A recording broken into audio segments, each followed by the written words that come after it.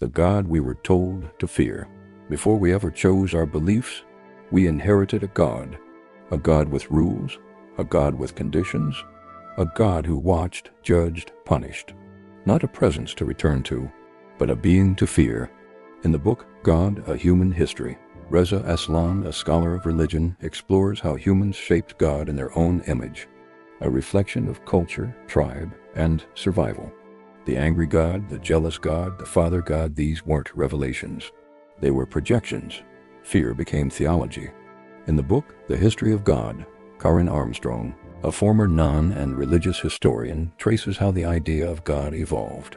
Not through divine encounters, but through political, social, and imperial needs. The God we fear today is often the invention of empires, not the whisper of the infinite. In the book, Conversations with God, Neale Donald Walsch, a spiritual author, dialogues with a voice beyond dogma. Here, God is not a figure of wrath, but a consciousness of love. There is no hell, no judgment, just the eternal invitation to remember that we are never separate from the divine. In the book, The God Delusion, Richard Dawkins, a scientist and atheist, confronts the God of religion with the sharpness of reason.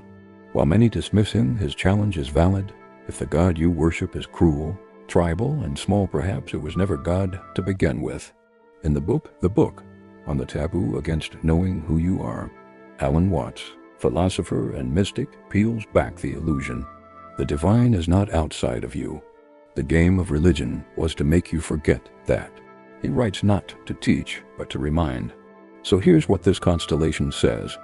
The God most people fear was never real. It was a mask, a myth, a control story passed down through pulpits and flags.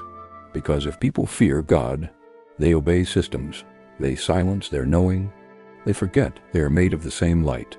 And when that fear is removed, not replaced, just removed, what returns is intimacy. The kind of intimacy no religion could own. No book could monopolize, and no priest could regulate. Maybe we ask ourselves, what image of God was I given before I ever asked? Was it love or was it fear dressed as authority? Have I ever encountered God directly, without doctrine? Is my devotion genuine or inherited? What if God was not a being, but a becoming? Because the divine doesn't need worship. It remembers itself in you. And the moment you stop fearing, you start remembering.